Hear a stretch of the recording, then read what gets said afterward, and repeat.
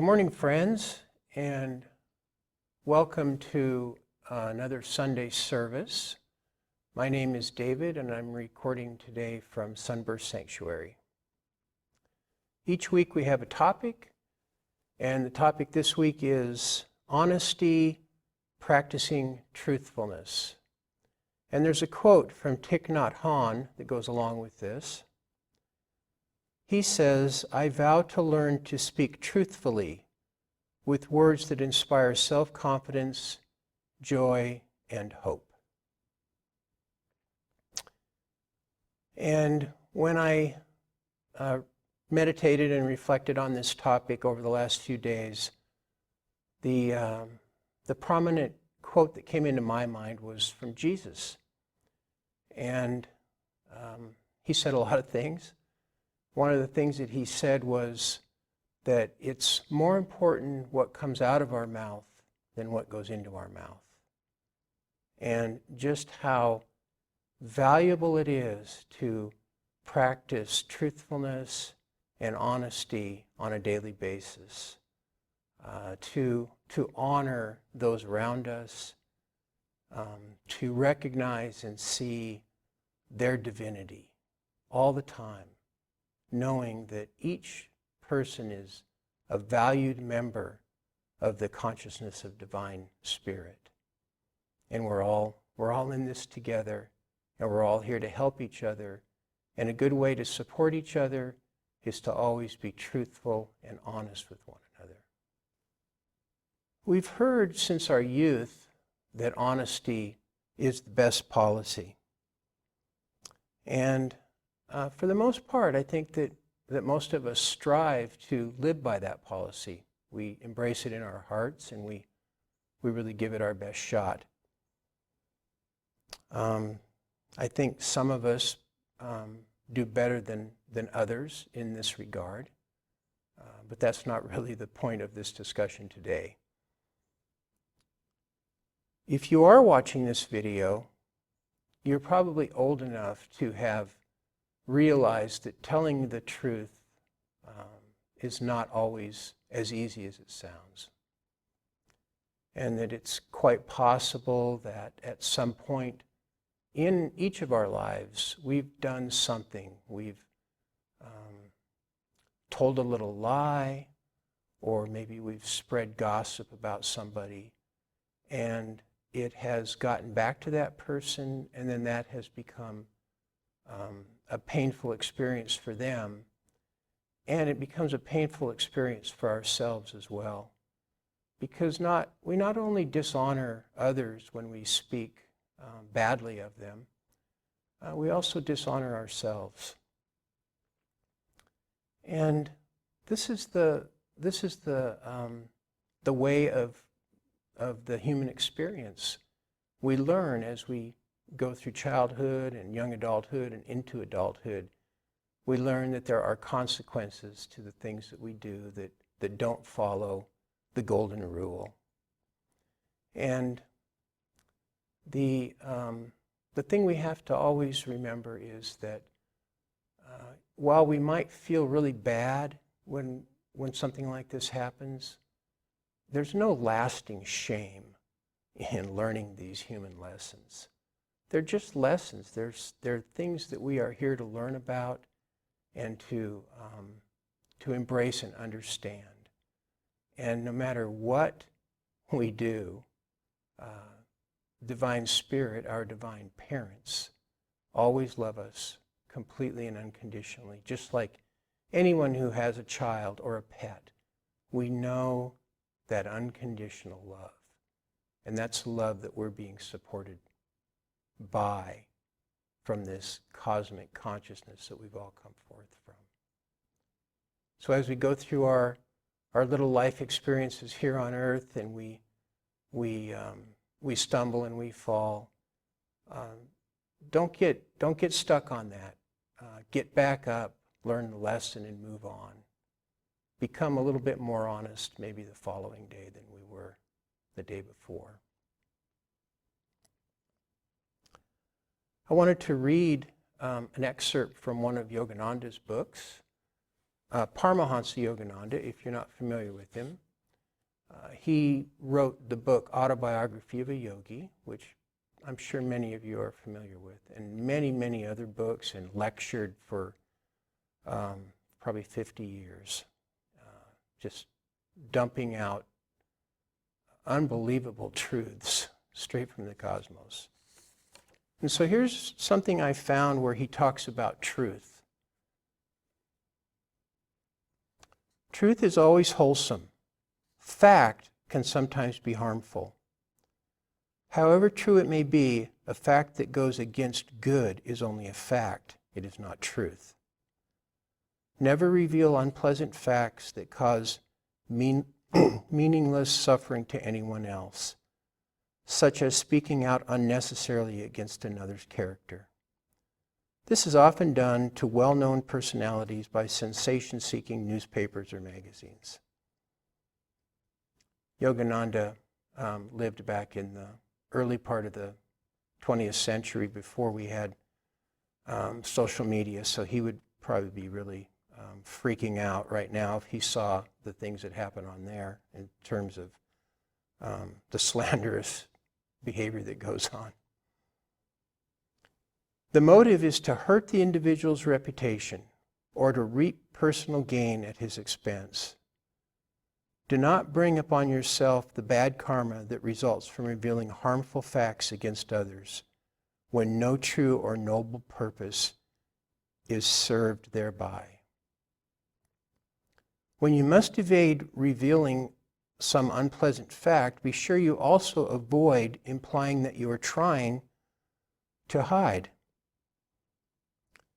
After all, God is forgiving, and we, His children, should be forgiving. Why should you be the medium of someone else's harm? Your harmful action will rebound and harm you too. We have to live through the results of every experience we put ourselves through.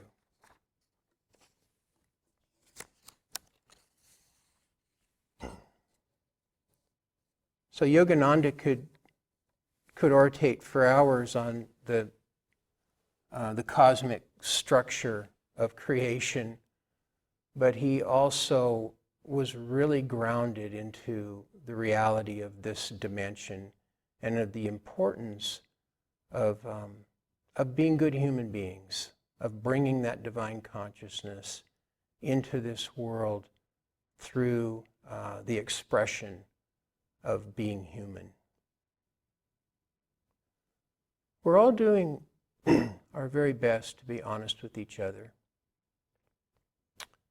And there's another component to honesty and to truthfulness, and that is the relationship that we have with ourselves and the relationship that we have with our Creator.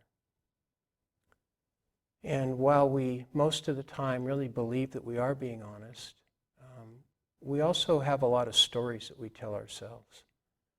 And we have identities that are built up around so many things that really are just having to do with this one lifetime that we're living right now. We identify, we have a sexual identity. We have a political identity. We have an ethnic identity. We might identify with what our birth sign is. And we might have a dietary identity. There are so many things. And all of these are a composite of what our human experience is here in this lifetime. And the great teachers have always taught that it's important to not forget who we really are and where we really come from. And that we're not just these bodies and these ideas and these experiences that we're having in this lifetime. It's good that we can find a way to express divine consciousness through our minds and through our bodies and through our lives. But when we start to believe that we are just those things, then we've cut ourselves off from the source. And the source has never cut itself off from us, but we remove ourselves and we start to believe that we really are alone and that we're not connected to this divine consciousness.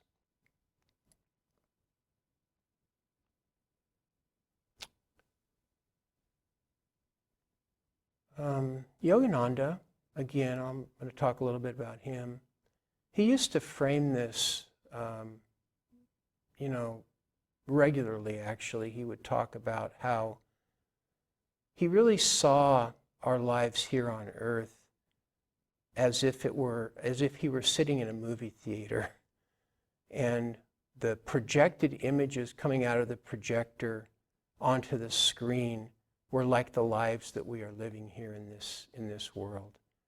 And that divine consciousness is in fact projecting all images in this physical world through the divine light, the first creation of light.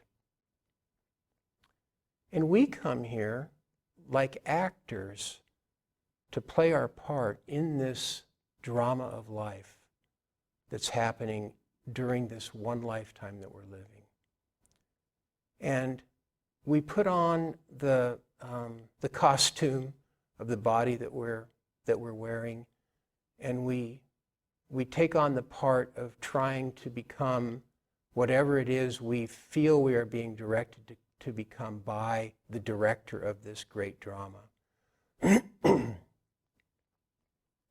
we can stay in touch with the direction or with the divine will that is trying to support us and help us be the best divine actor that we can be by doing certain things to maintain our contact with that consciousness.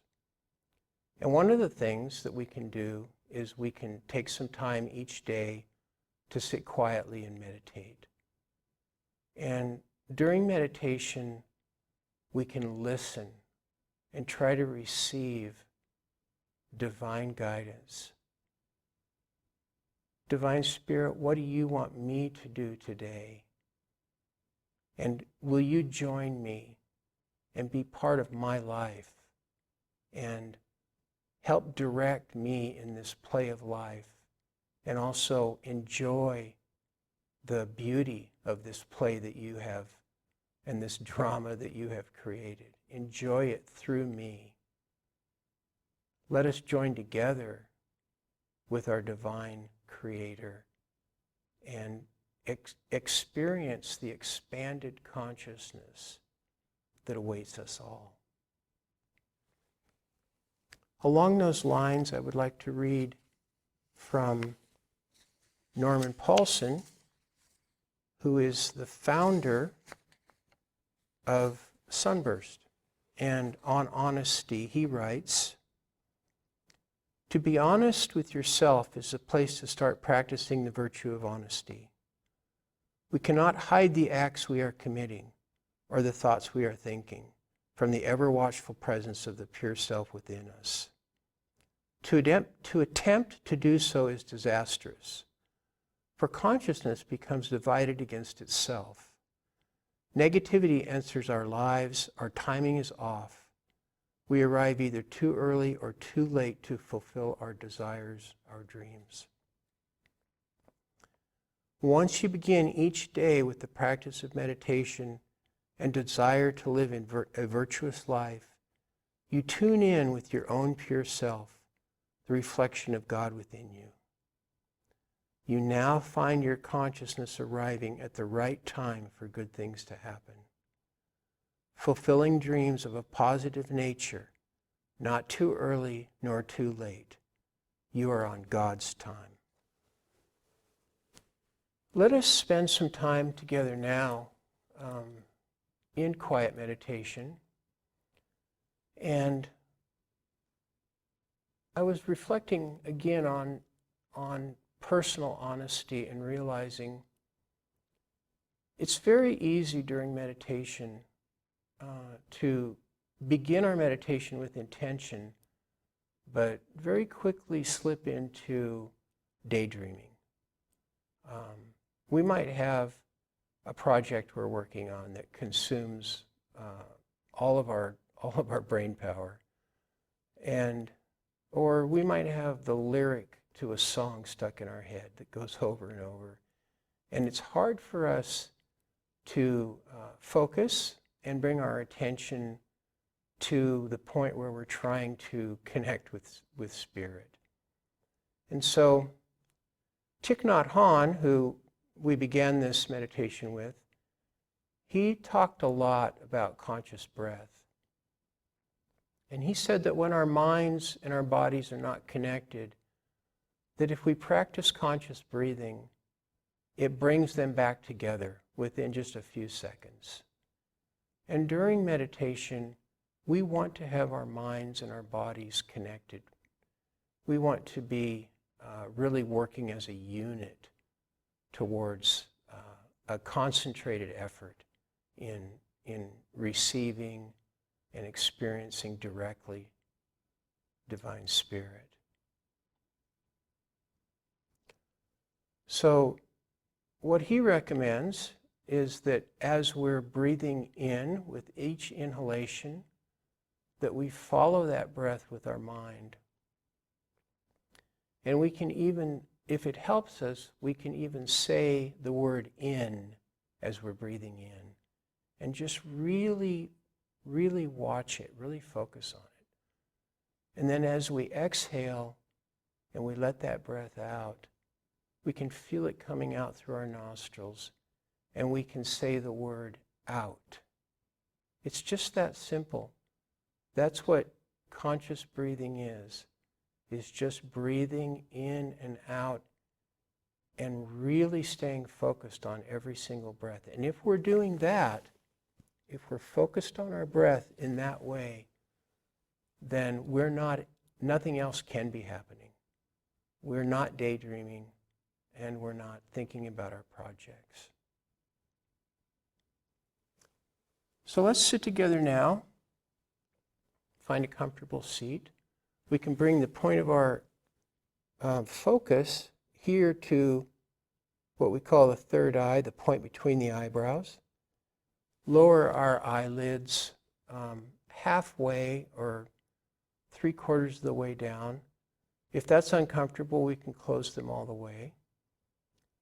And we don't want to cross our eyes, but we want to have this idea that our gaze is out here in front, maybe 6 or 8 inches out in front of our forehead. And as we hold our gaze there and we do our conscious breathing, we just allow a relaxation within our bodies. No tension whatsoever in any part of our body. We just sit straight and we allow the life force of Divine Spirit to inhabit our bodies, to flow through our energy centers, to give us clarity, and that we might feel that deep peace of Divine Spirit.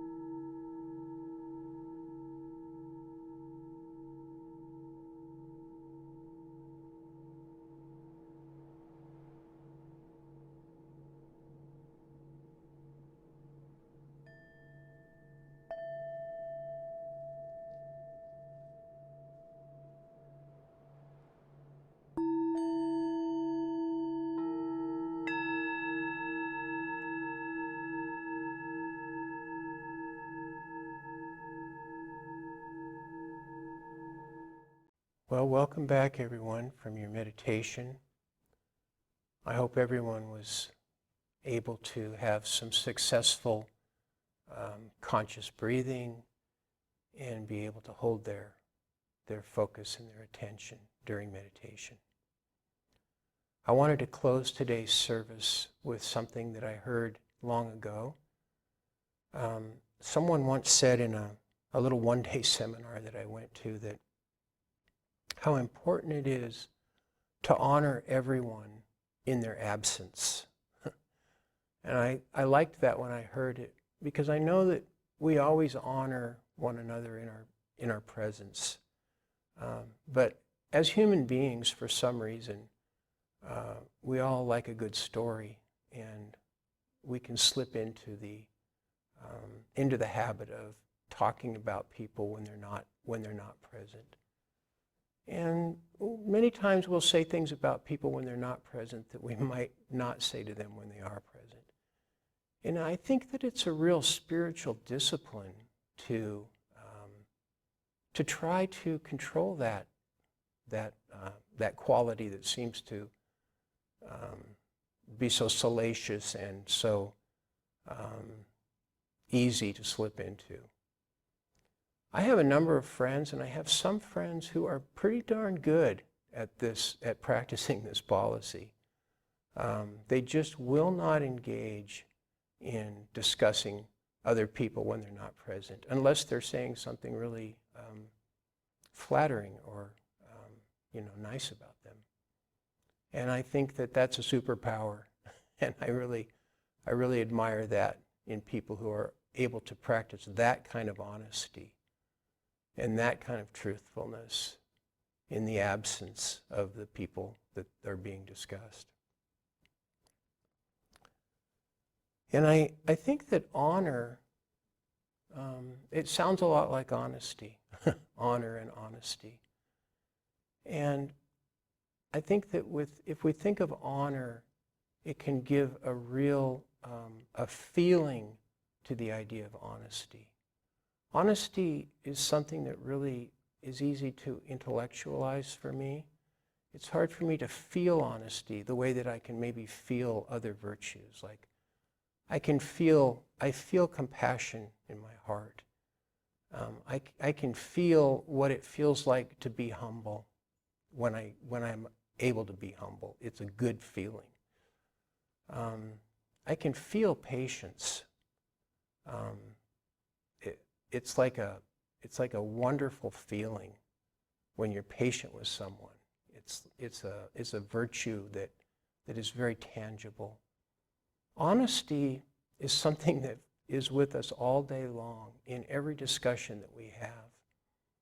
And if we're being honorable and we have the feeling of being honorable with people, and that we're really listening closely to them, and we're reflecting things back to them honestly, but compassionately and honorably, then I believe that we're really making a good effort to understand and to embrace the true meaning of honesty and being truthful.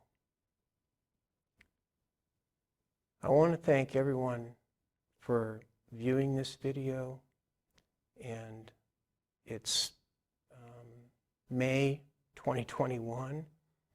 There's going to be a point not too far in the future where we're going to be able to have services again and be able to see each other, embrace one another, and share in the love and the joy of Divine Spirit dancing within each one of us. Thank you.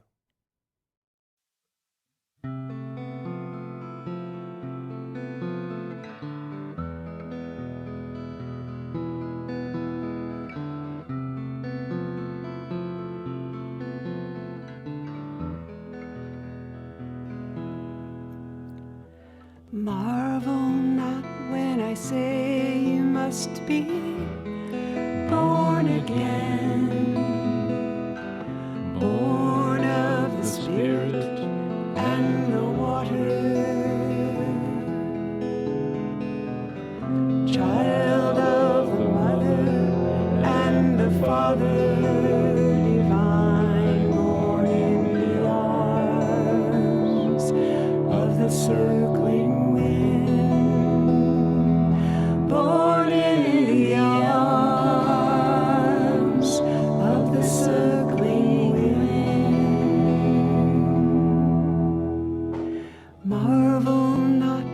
I say you must be born again, born of the breath and the fire, child of the holy desire, come forth within, come forth within, come forth within, come forth within.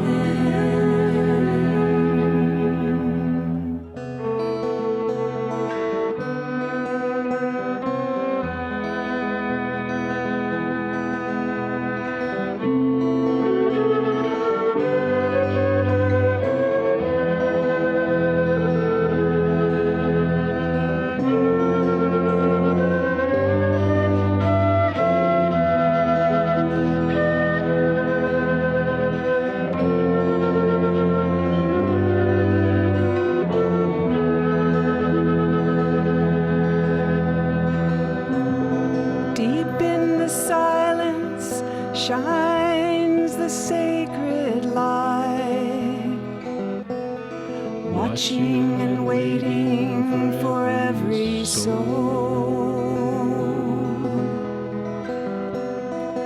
Oh, my child, stand in the sacred light.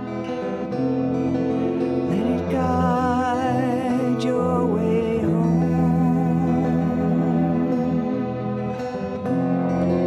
Won't you guide my way home?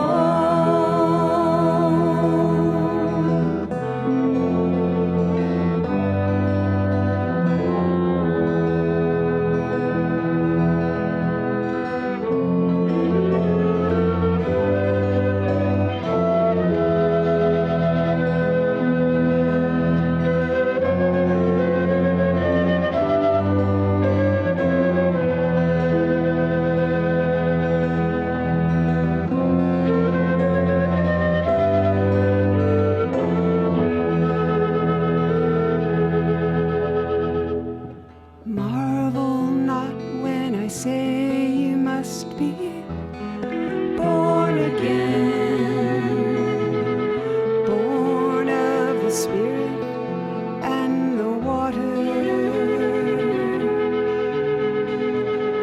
child of the Mother and the Father, divine, born in the arms of the circling wind, born in the arms of the circling wind, free in the light again, my love, free in the light again. I am that I am, my love, free again.